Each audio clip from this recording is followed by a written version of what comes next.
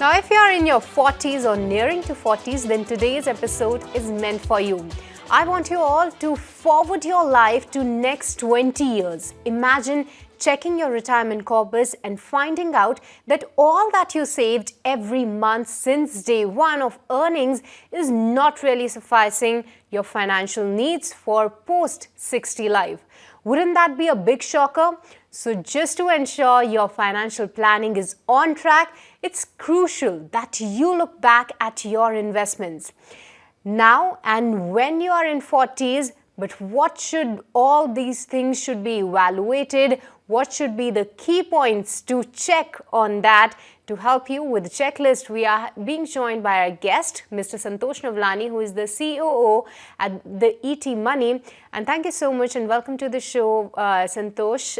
First question that I want to ask, that's a very interesting topic. We're going to be checking 6 points in the whole discussion.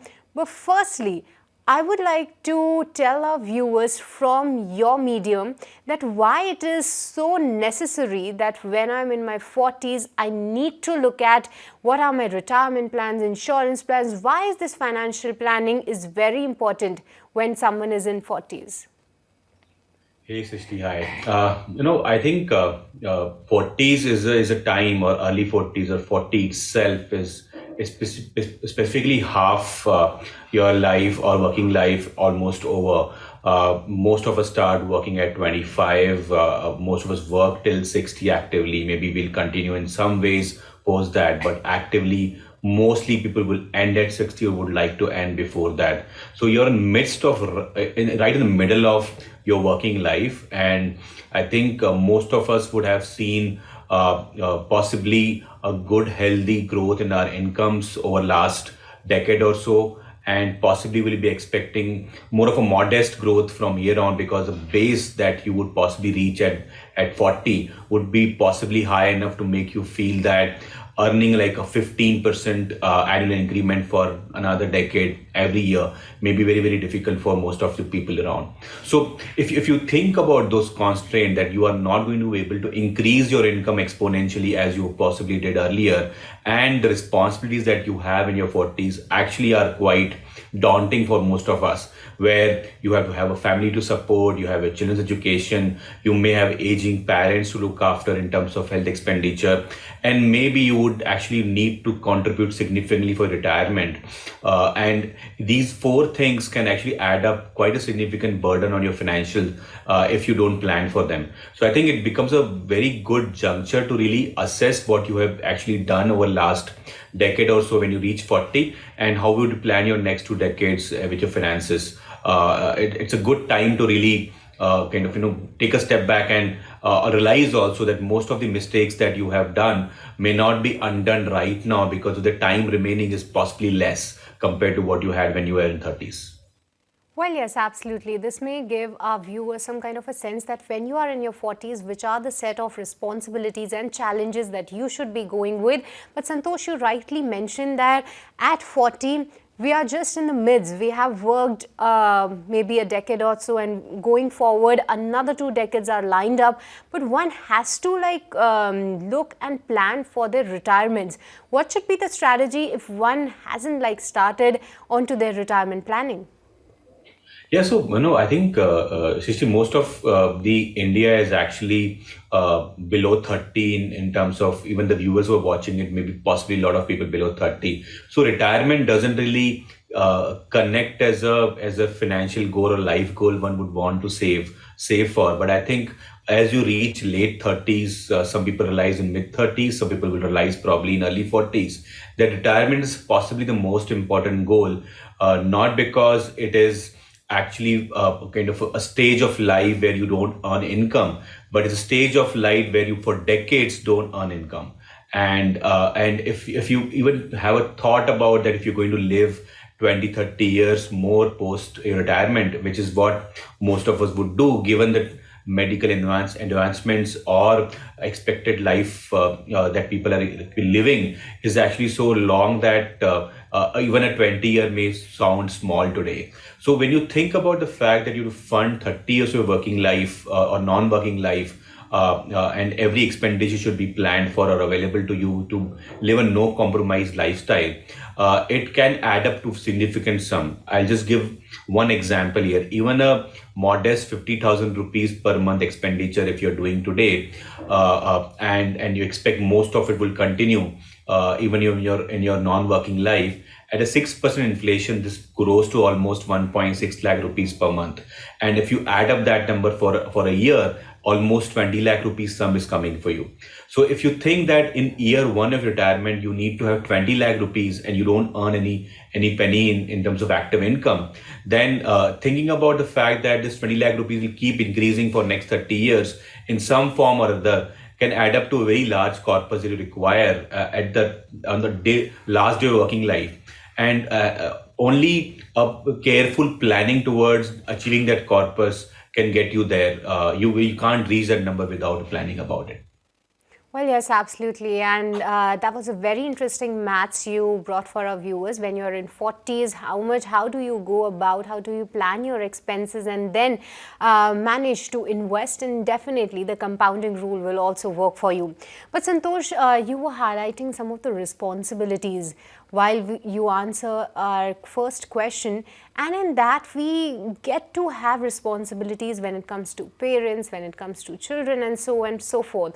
But insurance is something that we take not just for ourselves but for our kids and our family members too. How should one reevaluate this when in 40s? So, Shishi, there is a simple concept of insurance, and it's all how conservative or realistic you want to apply it for. So, typically, the world has looked at what is your income and applying some kind of multiple on your annual income and saying that this is what you should plan for. So if you're earning like say 25 lakh rupees per annum when you reach 40, then you should be planning at least an insurance of 2.5 crore. Now that may be sufficient, may not be sufficient if you look at from the traditional perspective. What is important to know is what kind of money minimum you require to ensure your family can continue living a life that they deserve or they aspire for. So even if you cut down the extravagant expenditure that you may be doing once in a while, what you cannot take your eyes off is there are some important financial goals that you would not be able to achieve at 40. So for example, for most of us, in fact almost everybody, nobody will be able to get rid of children's education goal that one needs to plan by the time one is 40. That means most of us possibly are expecting their children to actually graduate or finish their post-graduation in early 50s or late 50s, depending on when you plan your first kid. And similarly, you would possibly be, even if be having enough money for yourself, you need to ensure that if you are not there and your spouse survives, and he or she needs to really spend another 20-30 years without any kind of income, then what kind of amount that would be. And third piece is you may have some kind of financial liabilities, your home loan or a personal loan, any kind of loan that you may have taken, your family would have to pay for if you suddenly kind of pass away in that sense. So most people don't like to think about all these large sums, but ultimately insurance should at least take care of these kind of responsibilities for your family in case you are not there. So if you add up these numbers, depending on what stage of your life in terms of your financial stage you are, this amount may vary from 2 crore to even 5 crore. So you need to ensure that you need to figure out whether you have that sufficient insurance cover or not. And if you are falling short of this amount, go and increase your insurance cover right away. You also need to take care of the fact that if you decide to really go on your own and take a break from the working life as a salaried employee, then you may lose access to health insurance. And actually, we recommend you should have your own health insurance policy. So in case you lose a job, you don't want to work anymore in active employment and do something on your own, you will lose that benefit completely. So that health insurance is something which people ignore a lot. And I think that possibly can surprise you a lot more in 40s than it can surprise you early. So assess your needs on health insurance and term insurance and ensure that you actually have sufficient coverage. Absolutely, nobody of us wants to actually think about the fact that one day we can be vanishing. Life is uncertain, but life insurance as well as health insurance is very much important, not for just you, but for your family as well. But Santosh, as we have been touching upon the family members, the expenses related to that, child education is one of the big expenses, I must say, because the fees is going skyrocketing. I just can't imagine when I'm going to have a child what kind of maths and investments I will be doing it. But given the calculation that you can bring for our viewers, is that how should one go about in terms of planning?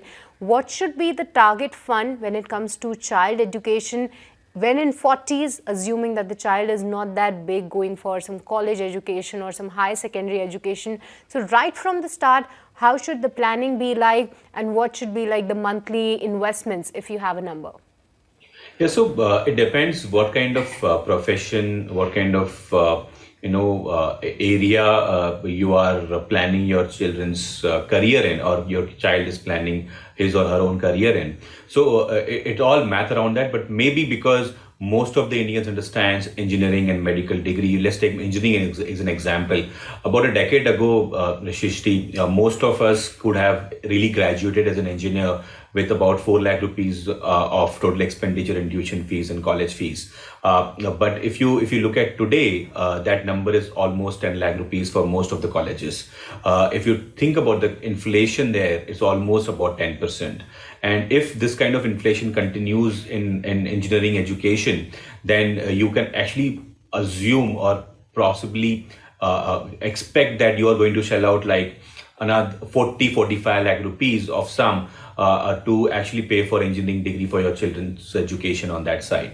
So planning this number is extremely important. Now, I would say suggest two simple steps on this.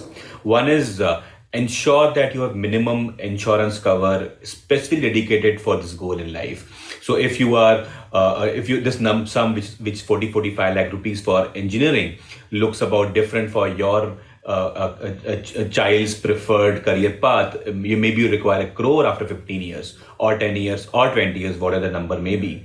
Ensure that you don't just invest towards in some kind of monthly SIP or any kind of periodic investments, but first thing, and go and ensure this goal for yourself, because if you're not there tomorrow, your child will not be suffering by compromising on the career that he or she wanted to pursue. So take an insurance cover first for that goal, and then start simultaneously investing towards that goal.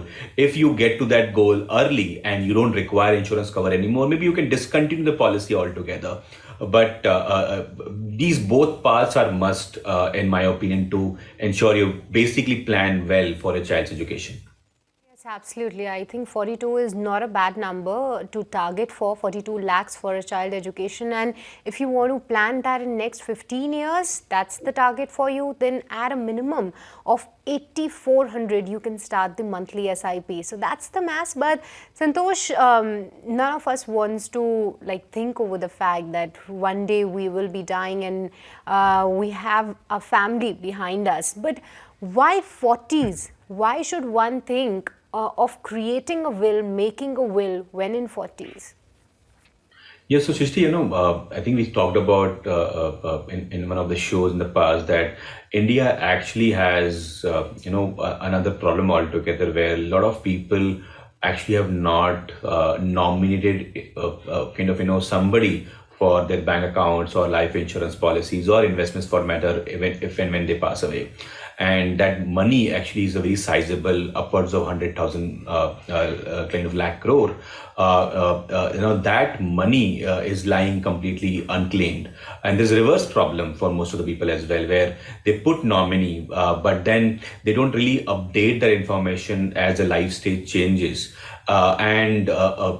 Typically in a joint family kind of setup, even if you're staying nuclear, a lot of families actually expect something to be given to everybody if the main income earner actually is no more. And sometimes in cases it leads to family disputes between relatives and family members about who owns what kind of assets and possession of an income earner. And if you can solve this problem where if you are not there, your family is actually quite clear who owns what in terms of position or assets that you may have, it becomes a far nicer scenario to plan for. And I think will plays the most important role there.